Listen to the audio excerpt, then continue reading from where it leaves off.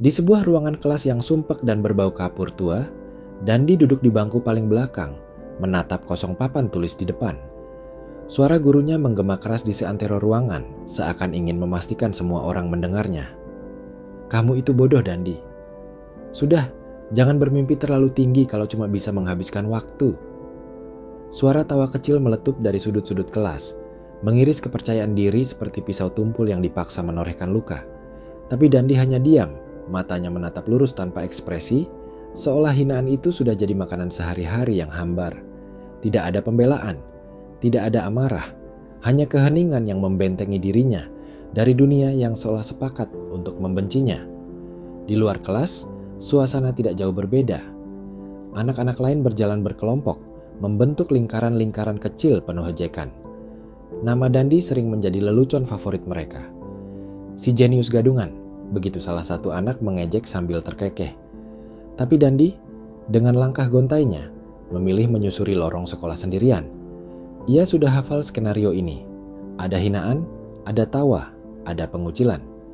Tapi yang tidak pernah berubah adalah sikapnya yang dingin. Ia tetap tidak peduli.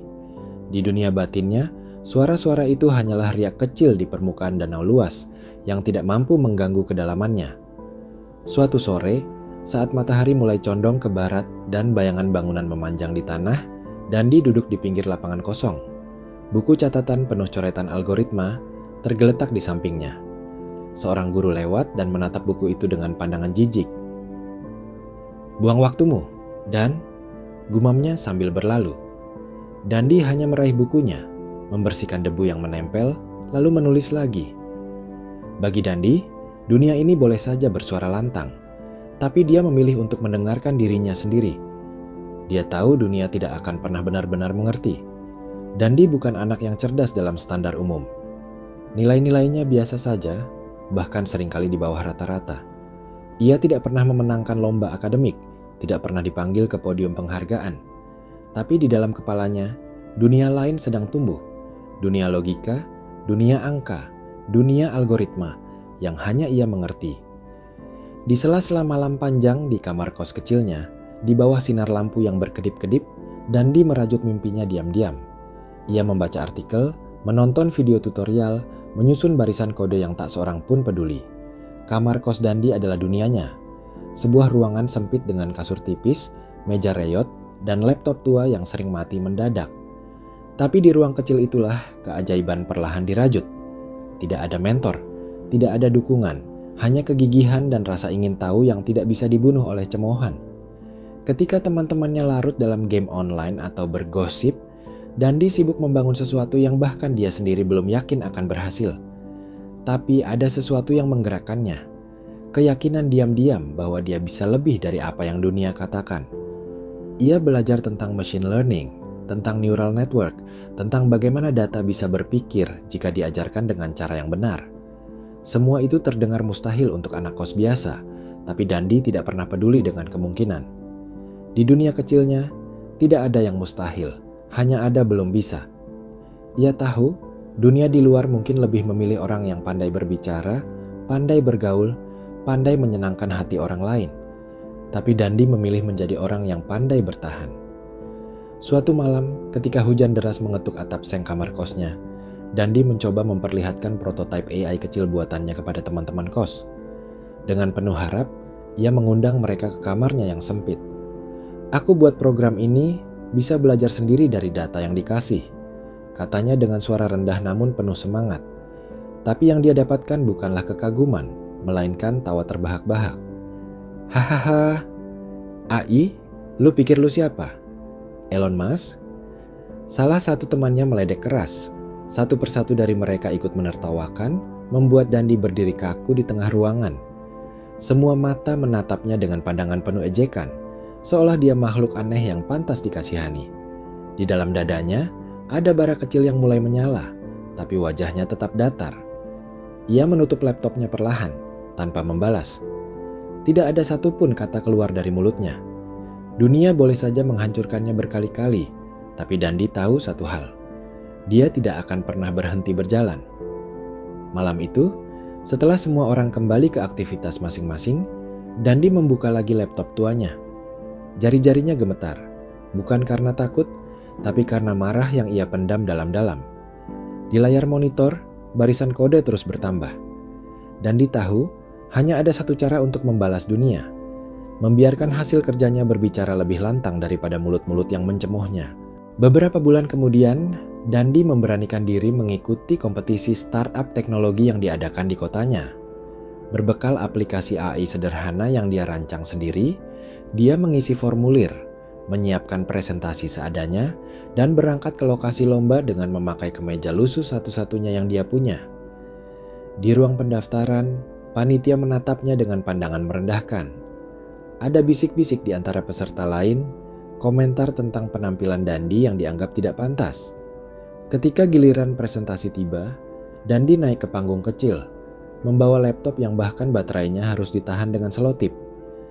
Saat dia mulai menjelaskan tentang proyeknya, sebagian besar hadirin sibuk memainkan ponsel, tertawa pelan, bahkan ada yang terang-terangan menguap. Dandi berusaha menyelesaikan presentasinya dengan suara stabil, meskipun hatinya terasa seperti diremas-remas. Setiap kalimat yang dia ucapkan terasa tidak sampai, seolah menguap begitu saja di udara yang dingin. Tidak ada pertanyaan, tidak ada minat. Bahkan juri-juri lomba hanya menulis cepat di kertas catatan mereka, tanpa menatap mata Dandi. Setelah turun dari panggung, Dandi mendengar seseorang berbisik, "Kenapa orang kayak dia masih berani ikut lomba kayak gini sih?" Telinganya menangkap semua itu, tapi wajahnya tetap datar, dingin seperti biasa. Hatinya berdarah, tapi langkahnya tetap teguh. Malam itu, di kamar kos, Dandi merenung lama di depan laptopnya yang panas. Matanya kosong menatap layar hitam. Ada bisikan kecil di dalam hatinya, mempertanyakan semua perjuangan ini. Apa gunanya bertahan jika dunia tidak pernah mau melihat? Tapi di tengah keraguan itu, ia mengingat satu hal. Jika ia menyerah malam ini, berarti semua cemoohan itu benar. Dan Dandi bukan tipe orang yang membiarkan dunia menentukan nasibnya. Dengan napas berat, ia membuka kembali codingan lamanya, mengetik perlahan, membangun sesuatu yang lebih besar, lebih kuat, lebih tak terbantahkan. Beberapa minggu berlalu, dan tanpa diduga, sebuah email masuk ke kotak surat Dandi. Sebuah komunitas teknologi kecil tertarik dengan proyeknya dan mengundangnya untuk mempresentasikan karyanya dalam sebuah pertemuan daring. Dandi hampir tidak percaya. Untuk pertama kalinya ada yang ingin mendengarkan idenya. Dengan semangat membara, ia menyiapkan materi, memperbaiki codingan, dan berlatih berbicara di depan cermin. Ia ingin sekali menunjukkan bahwa dirinya bukan seperti yang orang-orang katakan. Pada hari presentasi, Dandi duduk di depan laptop, mengenakan kaos terbaik yang ia punya. Ia memperkenalkan diri, lalu mulai menjelaskan tentang bagaimana AI buatannya mampu memprediksi tren sederhana berdasarkan data kecil. Awalnya, audiens terlihat antusias. Beberapa orang mengangguk-angguk, bahkan ada yang mulai bertanya dengan serius. Hati Dandi perlahan-lahan terasa hangat. Untuk pertama kalinya, dunia memberinya ruang. Tapi harapan itu tidak berlangsung lama. Salah satu peserta senior, seorang ahli teknologi berpengaruh, tiba-tiba memotong presentasinya. "Ide kamu itu sudah basi," katanya tajam. "Kamu cuma mendaur ulang teknologi yang sudah ada."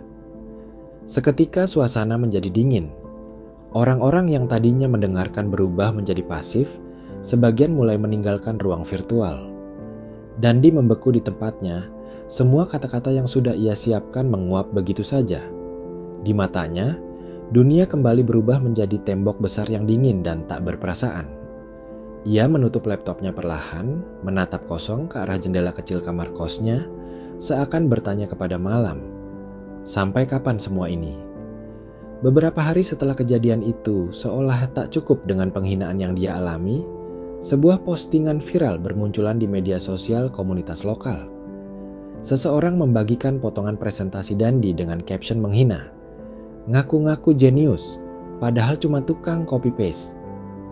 Foto itu disertai emoji tertawa dan ribuan komentar pedas. Nama Dandi tiba-tiba menjadi bahan olok-olok publik. Di jalan, di warung, bahkan di kampus, orang-orang menunjuk dan berbisik tentangnya. Dandi menahan semuanya dalam diam. Ia berjalan seperti biasa, tanpa menunduk, tanpa mempercepat langkah. Tapi di dalam hatinya, badai emosi berkecamuk hebat. Setiap tawa yang terdengar di jalan terdengar seperti cambuk yang menghajar harga dirinya. Teman-teman kos yang dulu menertawakannya kini menjauh, takut ikut terbawa aib. Bahkan ada yang sengaja menempelkan meme hinaan di pintu kamar kosnya. Dunia benar-benar menunjukkan taringnya. Malam itu, untuk pertama kalinya, Dandi benar-benar merasa lelah. Ia memandangi layar laptopnya yang kosong, bertanya-tanya, apa artinya semua perjuangan ini? Tangannya terulur ke kabel laptop, ragu-ragu, nyaris ingin mencabutnya dan mengakhiri semuanya. Tapi di detik terakhir, ada sesuatu yang membisikkan kata-kata yang selama ini ia pendam. Biar dunia membencimu, tapi jangan biarkan mereka mematikanmu. Dengan napas berat, ia menyalakan lagi laptopnya, menutup semua media sosial, dan membuka folder Project X, proyek ambisius yang selama ini hanya dia impikan. Dengan ketukan jari yang lambat tapi mantap, Dandi mulai menulis ulang segalanya dari nol. Algoritma baru, sistem pembelajaran baru, sesuatu yang jauh lebih kompleks dari apa yang pernah ia buat. Ia tidak lagi peduli apakah dunia akan mengakui atau menghina. Kali ini, ia membangun untuk dirinya sendiri. Dalam keheningan malam itu, di kamar kos kecil yang menjadi saksi semua luka dan perjuangannya, sebuah mimpi baru mulai bertunas, lebih kuat, lebih keras, lebih hidup daripada sebelumnya. Hari itu, dunia seakan bersekongkol untuk menghancurkan Dandi. Dalam satu hari, laptop satu-satunya yang ia gunakan untuk membangun Project X mendadak mati total. Saat ia mencoba memperbaikinya dengan uang hasil les kecil-kecilan, teknisi malah menertawakannya. Laptop rongsokan begini, beli baru lah bro. Dandi hanya diam. Ia tahu, tak ada jalan lain. Ia harus memperbaiki laptop itu dengan caranya sendiri, di kamar sempit itu, ditemani tikus-tikus kecil yang kadang melintas tanpa malu. Malam berikutnya, badai datang. Hujan deras mengguyur atap kos yang bocor, membasahi sebagian besar kertas coretan ide-ide Dandi.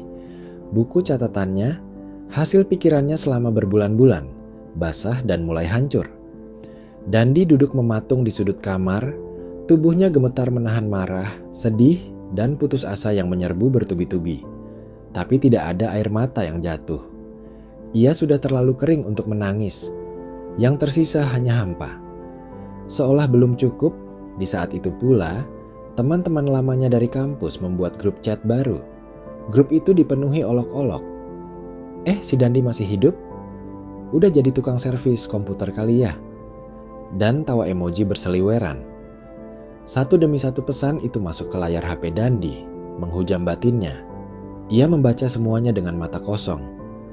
Tidak ada balasan, tidak ada klarifikasi. Hanya diam. Ketika akhirnya malam benar-benar sunyi, Dandi berlutut di lantai dingin kosannya. Napasnya berat, dadanya seolah dihimpit beban tak kasat mata. Apa aku salah bermimpi? Gumamnya. Tapi di lubuk hatinya, ada suara kecil yang tetap berbisik. Sedikit lagi, bertahanlah sedikit lagi. Dan saat itu, dengan jari-jari yang kaku dan hati yang hampir hancur, Dandi mulai memperbaiki laptopnya dengan alat seadanya. Satu baut, satu kabel, satu komponen kecil. Semua ia perbaiki dengan tekad yang tidak bisa dipatahkan oleh dunia. Di tengah kegelapan dan kebocoran atap, Dandi membangun kembali harapannya. Pagi itu, dunia berubah. Laptop Dandi menyala dengan suara berderak pelan, seakan mengerti perjuangan pemiliknya. Dengan tangan yang masih gemetar, ia membuka kembali Project X. Dan tanpa menunggu lagi, ia mengirimkan aplikasinya ke platform startup inkubator besar. Dalam waktu kurang dari seminggu, sebuah perusahaan teknologi raksasa menghubunginya. Mereka terpesona dengan karyanya. Mereka ingin bertemu. Saat hari presentasi tiba, Dandi datang dengan pakaian sederhana. Rambut sedikit berantakan, ekspresi tetap dingin.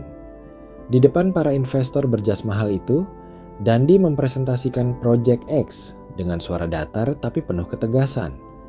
Ia tidak membanggakan dirinya, tidak memohon belas kasihan. Ia hanya memperlihatkan hasil kerja kerasnya. Dan di akhir presentasi itu, ruangan hening. Lalu, gemuruh tepuk tangan mengisi udara. Hari itu, dunia akhirnya tunduk pada seorang bocah dari kamar kos kecil yang tidak pernah menyerah. Mereka memanggilku bodoh. Mereka menertawakanku, mencemoohku, menginjakku. Tapi yang tidak mereka tahu, aku mendengarkan semuanya. Aku menyimpan semuanya. Dan aku membangun sesuatu dari rasa sakit itu. Dunia ini tidak akan pernah memberiku tempat. Jadi aku membuat tempatku sendiri. Jika kau merasa dunia membencimu, jangan melawan dengan teriakan, bangunlah dalam diam. Jadikan rasa sakitmu bahan bakar. Dan saat waktunya tiba, biarkan dunia mendengarmu. Bukan lewat suara, tapi lewat kemenangan.